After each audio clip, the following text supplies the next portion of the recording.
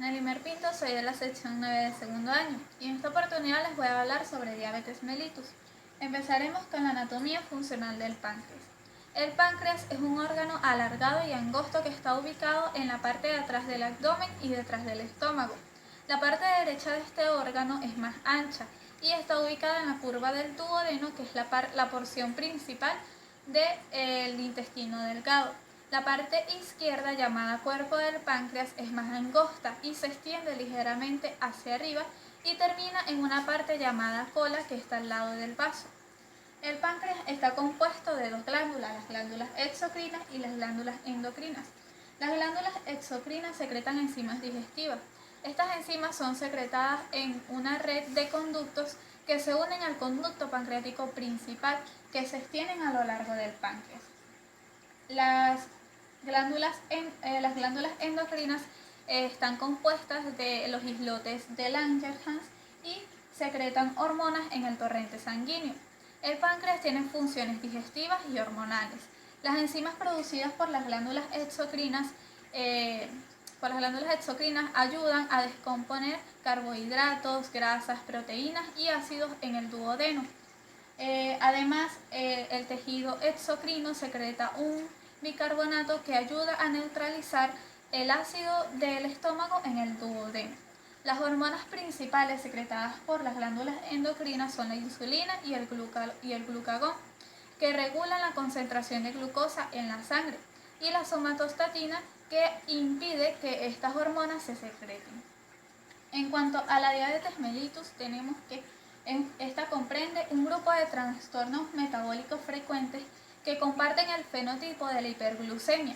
Existen varios tipos de diabetes mellitus como consecuencia de una interacción compleja entre genética y factores ambientales.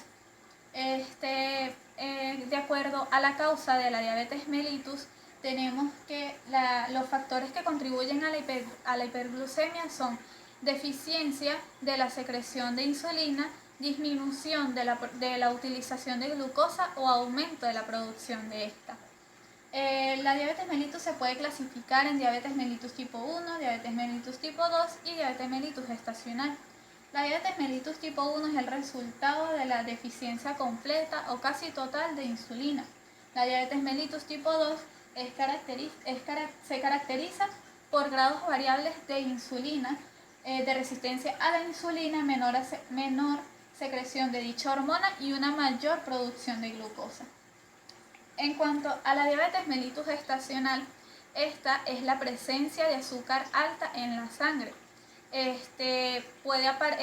Aparece o se diagnostica durante el embarazo y en muchos casos no se presentan síntomas y su diagnóstico se efectúa durante un chequeo prenatal de rutina.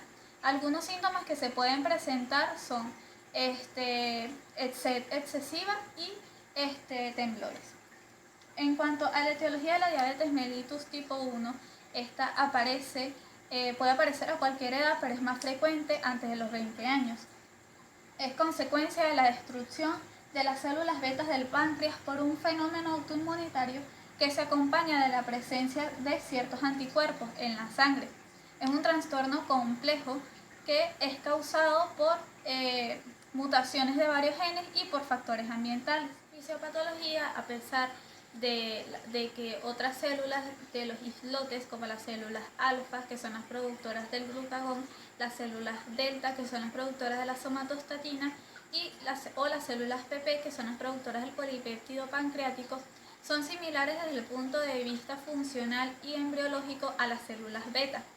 Expresan gran parte de las mismas proteínas que estas. Y desde el punto de vista anatomopatológico, los islotes pancreáticos son infiltrados por linfocitos. Se cree que por la destrucción de las células beta, el proceso inflamatorio cede y los islotes se vuelven atróficos. Los estudios sobre la insulitis en seres humanos y animales de diabetes mellitus tipo 1 han identificado las siguientes anomalías tanto en la rama humoral como en las células del sistema inmunitario. Tenemos los anticuerpos contra las células de los islotes, linfocitos activados en los islotes, los ganglios linfáticos con peripancreáticos y la circulación generalizada. Linfocitos T que proliferan cuando son estimulados con proteínas de los islotes y liberación de citocinas en el seno de la insulitis. Las células beta parece que tienen una vulnerabilidad hacia ciertos efectos tóxicos de ciertas citocinas como el factor de necrosis tumoral alfa, interferón gamma e interleucina 1. Se ignoran las manifestaciones precisas de la muerte de las células betas y tal vez pueden aparecer formaciones de metabolitos de óxido nítrico, apoptosis y efectos citotóxicos citotóxicos directos de los linfocitos T. Los esfuerzos para suprimir el proceso autoinmunitario al momento del diagnóstico de la diabetes ha sido ineficaz y ha tenido una eficiencia transitoria de destrucción lenta de las células betas. En cuanto a la etiología de la diabetes mellitus tipo 2, esta puede aparecer en la edad adulta, pero se está haciendo ha aumentado mucho en los niños y en los adolescentes. Esta está asociada con la obesidad, la poca actividad física y la mala alimentación. Además, casi siempre incluye resistencia a la insulina. Afecta con mayor frecuencia a las personas que padecen hipertensión arterial, dislipidemia, que es un colesterol sanguíneo anormal, obesidad de la parte media del cuerpo e incluye un componente de síndrome metabólico. Esta suele aparecer en la familia, pero es un trastorno complejo que es causado por mutaciones de varios genes y por factores ambientales. Su fisiopatología, la diabetes mellitus tipo 2 se caracteriza por secreción alterada de insulina, resistencia a la insulina, producción hepática excesiva de glucosa y metabolismo anormal de la grasa. La obesidad, en particular la visceral o central, es muy frecuente en la diabetes mellitus tipo 2. Al inicio del trastorno, la tolerancia a la glucosa es casi normal, a pesar de la resistencia a la insulina, porque las células betas del páncreas compensan mediante un incremento en la producción de insulina. Conforme avanza la resistencia a la insulina y la hiperinsulinemia compensatoria, los islotes de muchas personas son incapaces de permanecer en estado hiperinsulinémico y aparece la IGT, que es un trastorno de la tolerancia a la glucosa caracterizado por un aumento de glucosa postprandial. Una disminución adicional de la secreción de la insulina y un aumento en la producción hepática de glucosa nos lleva a la diabetes, manifiesta por hiperglucemia en ayuno.